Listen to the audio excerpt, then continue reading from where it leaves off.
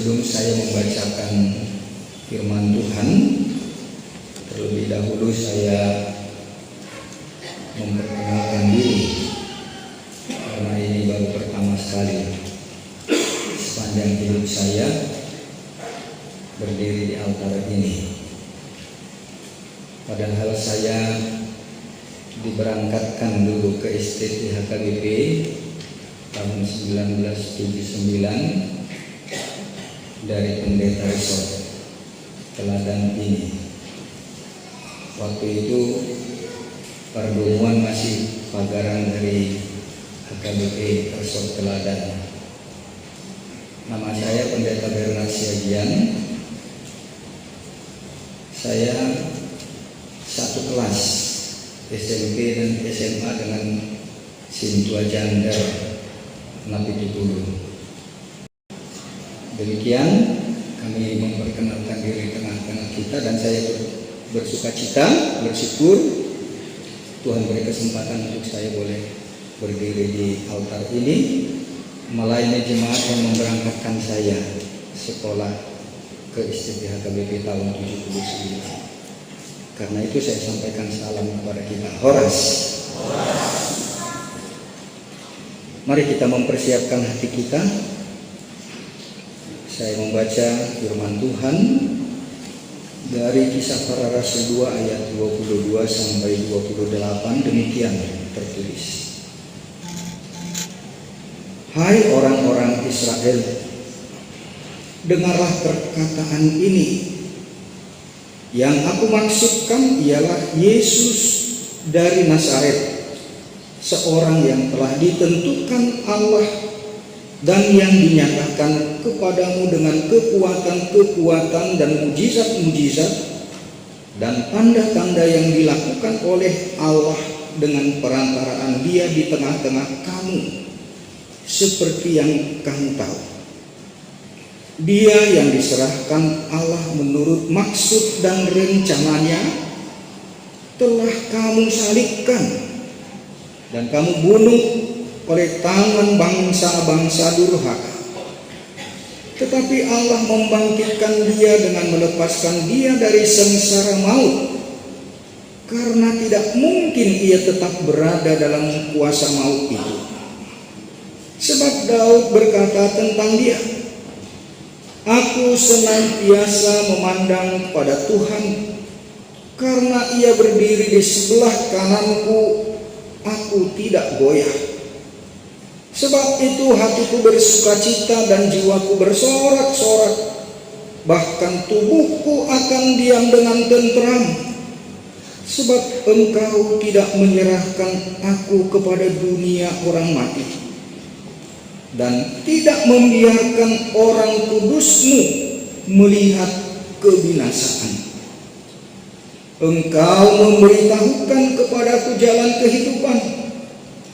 Engkau akan melimpahi aku dengan sukacita di hadapan-Mu. Demikian firman Tuhan. Saudara-saudara, firman Tuhan ini adalah khotbah dari Rasul Petrus ketika peristiwa Pentakosta, setelah Yesus naik ke surga, Roh Kudus turun atas murid-murid sesuai dengan yang dijanjikan, dan para rasul dan murid-murid yang ada di Yerusalem dipenuhi dengan kuasa Roh, sehingga mereka bisa berbahasa dengan bahasa bangsa-bangsa yang kebetulan pada waktu itu dari berbagai penjuru dunia. Orang-orang Israel, orang-orang Yahudi yang berserak di berbagai negara datang berkumpul ke Yerusalem. Dan termasuklah mereka itu orang-orang yang mengatakan, salibkan Dia, salibkan Dia. Tetapi setelah Yesus mati disalib, kemudian bangkit dan naik ke surga, 50 hari setelah kebangkitan Yesus itulah Roh Kudus turun. Itu hari Pentakosta yang dirayakan juga oleh orang Yahudi untuk mengingat turunnya hukum Taurat kepada Israel melalui Musa di Gunung Sinai.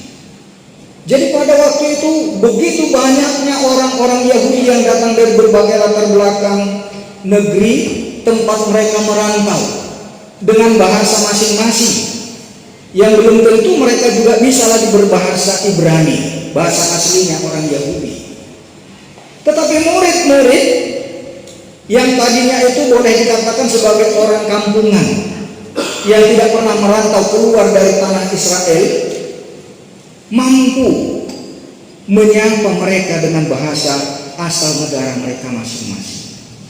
Itulah kuasa Roh Kudus yang memampukan mereka berbahasa, menyampaikan kabar tentang siapa Yesus yang sudah mereka salibkan itu dengan bahasa bangsa-bangsa yang datang dari berbagai negeri yang berkumpul pada waktu itu di Yerusalem.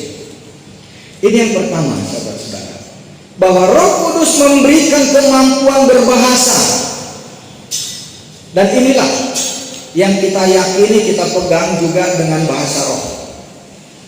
Jadi bahasa roh itu bukan bahasa yang tidak dimengerti. Jadi memang sedikit berbeda dengan tetangga kita dari gereja-gereja Pentakosta atau karismatik yang selalu mengutamakan bahasa roh, tetapi yang tidak dimengerti. Bukan itu bahasa roh yang dimaksudkan oleh firman Tuhan. Tetapi contohnya, saudara tidak pernah belajar bahasa Jerman atau bahasa Mandarin, tetapi ketika saudara berhadapan dengan orang dari Cina atau dari Belanda, saudara mampu berbahasa dengan bahasa mereka. Itulah kuasa Roh Kudus yang disebut dengan bahasa roh. Itu yang pertama. Tetapi ketika orang-orang banyak mendengarkan murid-murid itu, mereka tercengang melihat, loh, ini orang-orang yang tidak pernah datang merantau, tapi mampu menyampaikan dengan bahasa yang mereka mengerti dari perantauan mereka masing-masing. Karena itu ada sebagian juga mengatakan, orang ini mabuk ini. Karena itulah Rasul Petrus berdiri di tengah-tengah orang ramai itu. Mereka bukan mabuk, tetapi itulah yang dijanjikan dalam nubuatan para nabi. Kepenuhan roh terjadi dengan bahasa-bahasa masing-masing kelompok dari orang-orang perantau itu. Mereka mengerti apa yang disampaikan oleh para rasul dan murid-murid Tuhan Yesus. Apa yang disampaikan oleh Rasul Petrus ini juga mengingatkan kepada mereka tentang apa yang sudah mereka lakukan terhadap Yesus yang sudah disalibkan itu, yang dikatakan di sini, yang sudah kamu bunuh, yang sudah kamu salibkan melalui tangan bangsa-bangsa, maksudnya bangsa Romawi. Bapak Ibu saudara-saudara, bagaimana jika kita diingatkan seperti itu? Ketika kita diberitahukan kesalahan, pelanggaran, kejahatan kita, bahwa kita sudah menyalibkan orang yang sebenarnya tidak bersalah. Tetapi ternyata murid-murid Tuhan Yesus ini dengan kuasa roh itu membuat orang-orang yang tadinya mengatakan salibkan dia, salibkan dia, mereka disadarkan tentang kesalahan dan dosa mereka. Itulah kuasa roh. Saudara-saudara, kalau kita sekarang ini juga sedang beribadah di dalam gereja, apakah kita bisa diingatkan tentang dosa kita dan kita tidak menjadi marah atau akhirnya melontarkan kata-kata yang tidak pantas, atau akhirnya pergi meninggalkan gereja ini? Nggak bagus khotbahnya, hanya mengingatkan, memperingatkan kesalahan, diingatkan dosa-dosa kita. Tetapi kalau saudara bertahan mendengarkan firman kebenaran, padahal itu adalah menunjukkan kesalahan saudara, berarti ada roh yang bekerja. Saudara-saudara, saya cerita sedikit ya. 2 minggu yang lalu saya khotbah di Pulau Upat. Itu yang terkenal dulu sebagai sendinya KBP. Saya sudah lama rindu untuk ke Pulau Upat, tapi baru kesampaian 2 minggu yang lalu. Malam Sabtunya malam kami pimpin PA untuk remaja, ada yang kesurupan. Memang jadi repot juga untuk mengurus orang yang kesurupan itu. Dan besoknya waktu saya khotbah, di akhir khotbah saya tuntun dengan sebuah doa dan saya minta semua untuk sama-sama mengucapkan. Saya sampaikan untuk mereka mengikuti doa konfirmasi. Pada waktu saya menyampaikan doa dan diucapkan bersama-sama oleh jemaat, ada 2 orang yang kesurupan juga. Tapi yang satu dengan berteriak tutup telinga lari keluar gereja. Tapi 1 orang masih tetap di situ. Yang selanjutnya selesai khotbah, saya juga akhirnya ikut turun untuk melayani. Tapi sayang, baru saya dapat kabar ternyata kemudian dibawa paksa oleh orang tuanya kembali kepada dukun. Ini sebuah fenomena yang membuat keprihatinan. Saya sangat prihatin dengan pelayanan sending HKBP di Pulau Rupat. Ternyata banyak mereka orang-orang akik, orang Cina lautan itu, yang tadinya sudah menjadi Kristen, tapi akhirnya meninggalkan kekristenan, kembali menyembah kepada pekong-pekong. Dan banyak yang akhirnya menyerahkan kembali surat baptisnya. Yang saya mau katakan di sini, saudara-saudara, apakah roh memang tidak bekerja kudus? Tetapi ketika saya tuntun dengan doa konfirmasi itu, di situ terjadi. Saya mau katakan kepada kita bahwa kalau Roh Kudus bekerja, firman kebenaran itu sungguh bekerja dalam hidup kita. Barangkali kalau ada di antara kita juga yang pegang-pegang kuasa-kuasa kegelapan, dia tidak akan bisa tenang.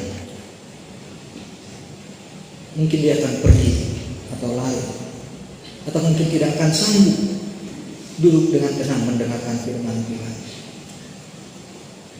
Dan itulah yang juga diingatkan di dalam firman Tuhan sebagaimana yang dikatakan dalam kesaksian Rasul Petrus di ayat 25 sampai 28 sebagai kesaksian Daud.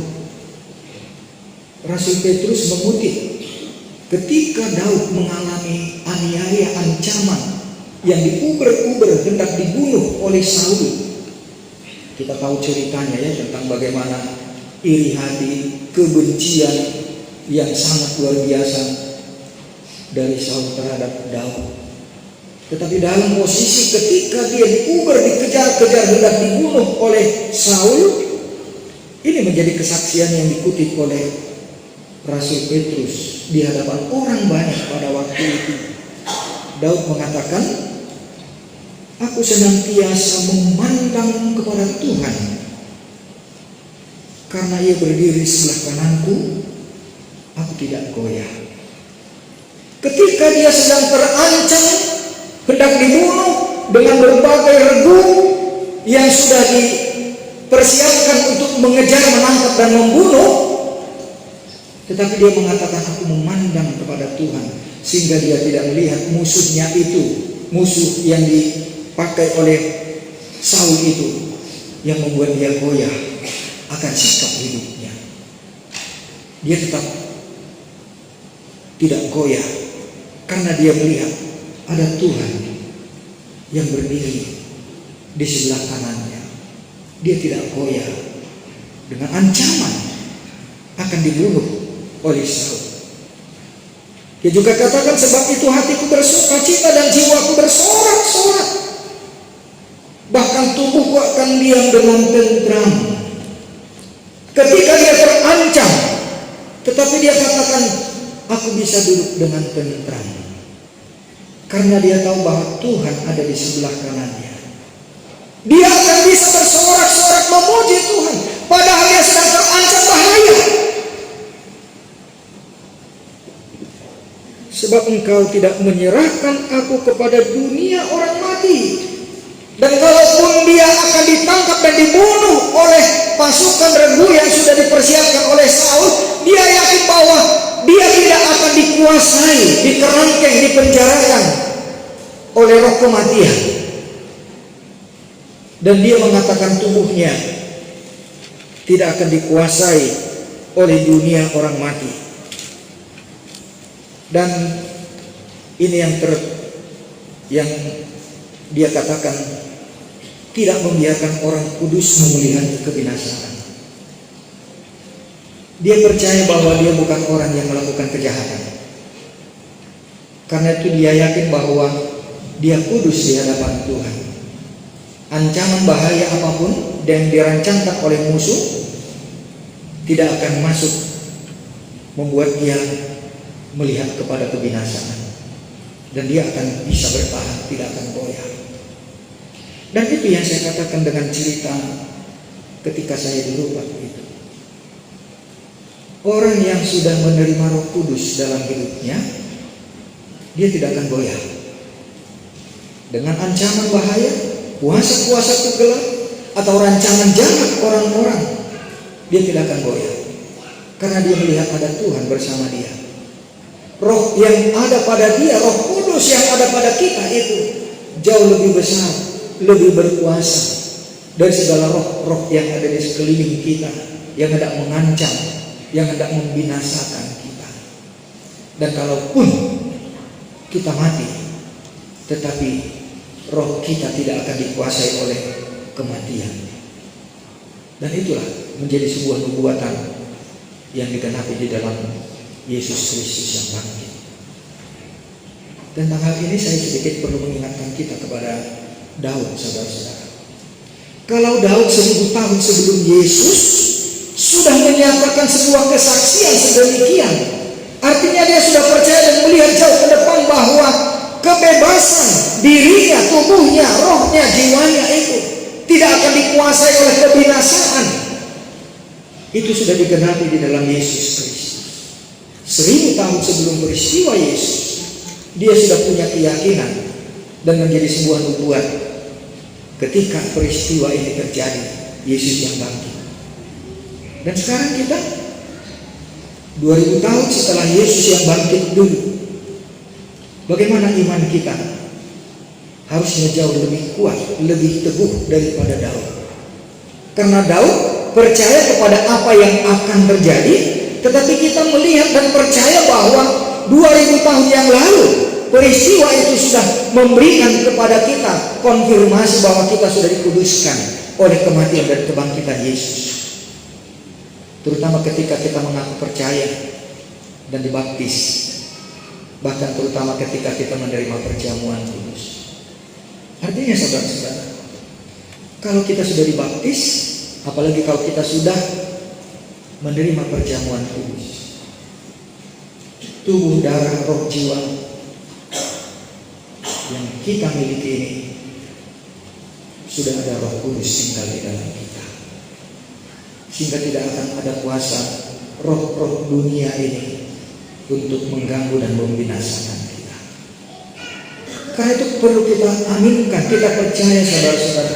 Kalau saudara sudah dibaptis, apalagi sudah menerima perjamuan kudus, jangan biarkan tubuhmu itu dikuasai kembali. Dan jangan bukakan kesempatan bagi roh-roh dunia ini untuk merasuki. Artinya bersihkan hidupmu, bersihkan pikiranmu, bersihkan tubuhmu dari segala tabiat-tabiat nafsu, keinginan diraih, dan segala rencana jahat, dosa yang begitu banyak, supaya tidak akan kuasa lagi roh-roh kegelapan itu untuk menguasai dan merasuki hidupmu. Amin, saudara-saudara, ini hal yang sangat penting bagi kita ketika kita sudah merayakan hari kematian dan kebangkitan Tuhan Yesus. Apalagi ketika kita sudah menerima perjamuan kudus. Ya biasanya kita kalau Jumat Agung itu ya, kita menerima perjamuan kudus, kita memakan roti dan anggur sebagai tanda tubuh dan darah Yesus. Itu artinya secara iman kita sudah menyatu dengan Yesus kita sudah dikuduskan. Oleh karena itu jaga hidupmu, tubuh, pikiran, dan juga tingkah laku kita agar terpelihara kudus. Kalau kita tidak kudus, sedikit saja pun godaan akan jatuh dan merusak kita. Dan bahkan kuasa-kuasa kegelapan seperti yang saya katakan, kerasukan itu akan bisa masuk kepada diri. Ini yang harus kita imani dan jadikan pegangan, saudara-saudara, supaya kita tidak dikuasai oleh roh-roh dunia ini. Jangan buka kesempatan. Oleh karena itu mungkin pada kesempatan ini juga saya mau mengingatkan kepada kita, jika ada di antara saudara yang masih pegang-pegang jimat-jimat, guli-guli, atau masih mampu dukun, selesaikan urusan dengan dunia kegelapan. Kalau tidak, engkau masih akan dikuasai. Engkau akan tenang, dan ancaman sedikit saja akan membinasakan, dan akhirnya adalah kebinasaan. Tetapi kenapa Daud bisa mengatakan seperti ini? Karena dia percaya bahwa Tuhan tidak akan membiarkan orang kudusnya melihat kebinasaan. Tuhan tidak akan membiarkan kita yang sudah dikuduskannya, yang sudah dibayar dengan harga yang mahal, dengan darah Kristus yang tercurah di kayu salib itu, masuk kepada kebinasaan. Tuhan tidak akan biarkan kita. Karena itu segala goncangan, segala pengaruh tidak akan membuat kita goyah. Kuasa-kuasa kegelapan tidak akan mampu merasuki kita. Karena roh yang diberikan Allah kepada kita itu jauh lebih besar, lebih berkuasa dari segala roh-roh dunia ini. Yaitu saya sadari sungguh ketika yang kesurupan di gereja yang saya katakan 2 minggu yang lalu itu, dalam hati saya menertawakan iblis kau hanya mempermainkan. Iblis itu penipu, nggak ada kuasanya iblis itu bagi kita. Ya persis barangkali contohnya kalau kita tahu lipan, ya, lipan itu kan ada sengatnya. Tapi kalau kita ambil sengatnya, pegang aja, main-mainkan lipan itu, nggak ada apa-apanya. Seperti itulah iblis yang telah dirontokkan kuasanya oleh kebangkitan Yesus. Iblis itu nggak ada kuasanya bagi kita. Itu hanya menipu, menakut-nakuti, seperti macam ompong. Tidak ada kuasanya, tidak ada taringnya, tidak ada sengatnya. Oleh karena itu kita tidak perlu takut kepada iblis. Kita tahu itu hanya permainan, kebohongan untuk mengotot-otoi kita, membodoh-bodohi. Itu menipu, mempermainkan kita. Tetapi ketika kita takut dan akhirnya mundur, ya disitulah dia akan masuk.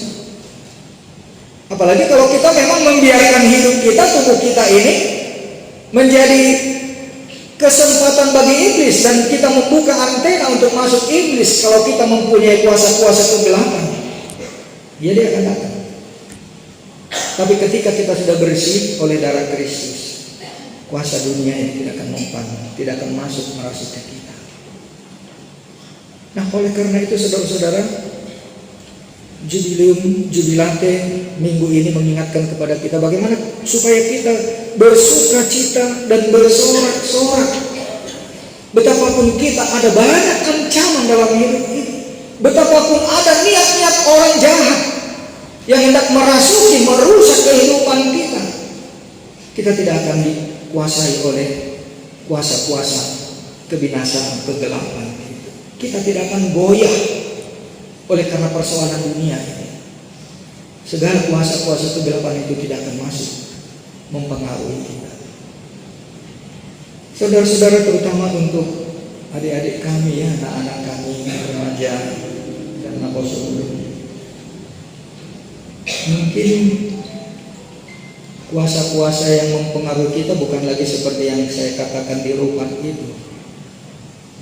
Tapi ada hal yang juga perlu kita waspadai, bahwa di sini juga ada kuasa iblis di smartphone-mu itu.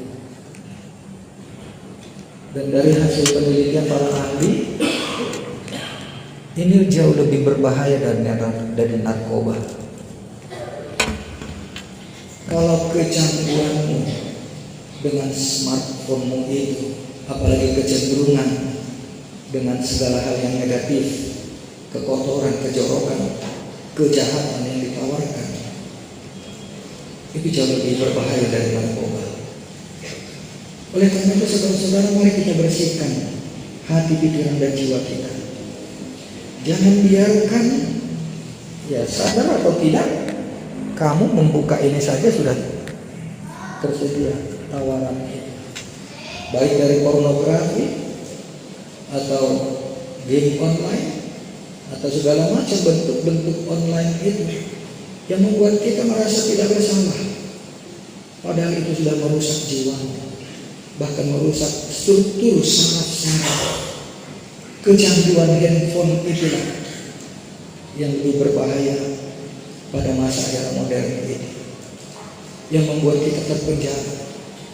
Dan sudah banyak bukti-bukti menjadi orang yang tidak lagi sadar tentang hidupnya yang sudah berharga, yang kudus, yang sudah dimiliki oleh Tuhan. Dan karena itu, bagaimana kita juga menjaga kekudusan hidup kita, tubuh kita ini, dengan kematian Yesus, kebangkitannya, darahnya sudah membayar lunas. Segala dosa-dosa kita sudah dihapuskan. Segala pikiran-pikiran yang kotor tidak akan lagi mampu tinggal di dalam kita. Karena itu jaga hidup, pikiran, terutama oleh pengaruh-pengaruh alat teknologi ini. Tapi gunakan itu untuk hal yang positif, yang bisa mengembangkan hal-hal yang baik, memberitakan kebenaran firman Tuhan, supaya jangan engkau menjadi alat iblis yang ada di dalam alat-alat teknologi komunikasi kita itu.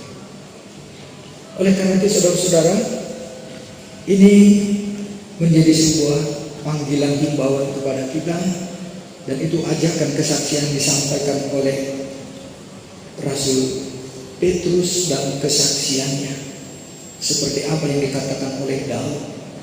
Engkau memberitahukan kepadaku jalan kehidupan. Engkau akan melimpahi aku dengan sukacita di hadapan-Mu. Padahal ia sedang terancam. Padahal ia sedang berbicara dengan orang-orang yang tadinya sudah menyalibkan Yesus, tapi mereka tunduk mendengar dan menyerahkan hidupnya untuk dibaptis.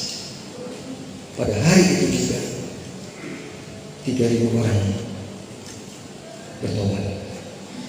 Artinya, saudara-saudara, itu bukan kemampuan kita, tetapi ketika Roh Kudus bekerja melalui kita dan kita diberikan oleh Tuhan karunia Roh, hal yang mungkin kita tidak pernah perhitungkan akan terjadi, dan kita akan dipakai oleh Tuhan. Roh bekerja yang bisa membuat orang bertobat dan menerima Tuhan Yesus.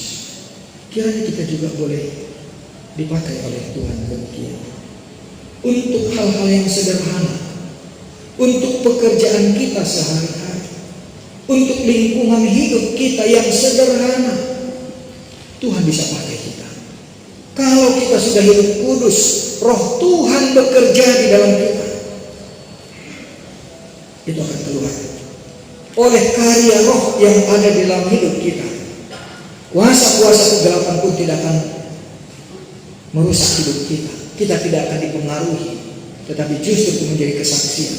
Bahkan di tengah ancaman, di tengah orang-orang jahat, di tengah kegiatan-kegiatan godaan yang begitu luar biasa, kita akan bisa duduk tenang. Dan Tuhan memakai kita menjadi alat kesaksiannya, membuat banyak orang tercengang dan percaya bahwa Roh Allah bekerja melalui hidup kita. Amin. Bapa di dalam surga, kami bersyukur, berterima kasih untuk segala kebaikan dan kemurahan hati Tuhan, bahwa kami sebagai orang-orang yang telah Engkau tebus, Engkau kuduskan, tidak akan melihat kebinasaan. Biarlah kami juga Tuhan boleh bersaksi melalui kehidupan kami sepanjang hari, dalam hal-hal yang sederhana sekalipun, kami Tuhan perkenankan menyatakan kesaksian yang benar dan kuasa-Mu nyata terpancar dalam hidup kami. Bapa, kami percaya bahwa dalam persoalan hidup sehari-hari begitu banyak juga godaan, bahkan ancaman, rencana-rencana si jahat, tipu muslihat si iblis yang hendak menggoda dan merusak kami. Tetapi jika kami melihat, memandang kepada Tuhan, Engkau ada di sebelah kanan kami tidak akan goyah. Dan kuasa-kuasa apapun di dunia ini tidak akan bisa merasuki hidup kami. Kami mau berdoa secara khusus untuk setiap pribadi kami, terutama anak-anak muda, remaja, dalam menggunakan alat-alat teknologi, agar mereka juga Engkau kuduskan Tuhan.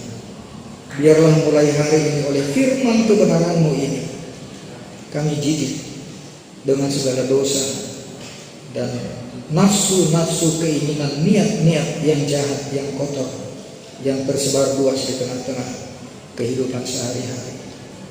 Biarlah dalam kekudusan oleh darah Kristus kami boleh dimenangkan menghadapi segala tantangan hidup, godaan apapun. Dan biarlah kami juga Tuhan boleh membebaskan diri kami dari ikatan-ikatan kuasa-kuasa kegelapan, kuasa-kuasa dunia yang hendak merasuki kami, agar kami boleh bersaksi akan kemuliaan Tuhan. Urapi setiap pribadi di antara kami Bapa. Jika ada di antara anak-anak, di antara jemaat-Mu saat ini yang bergumul dengan dirinya sendiri, dengan kekudusan hidupnya, Tuhan, bawa dia ke dalam keselamatan, dalam terang Kristus, dalam kekudusan.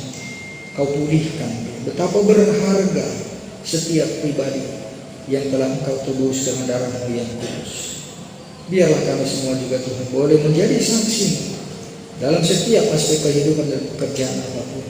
Setiap ucapan tindakan kami, hati dan jiwa kami, tubuh kami milik Tuhan.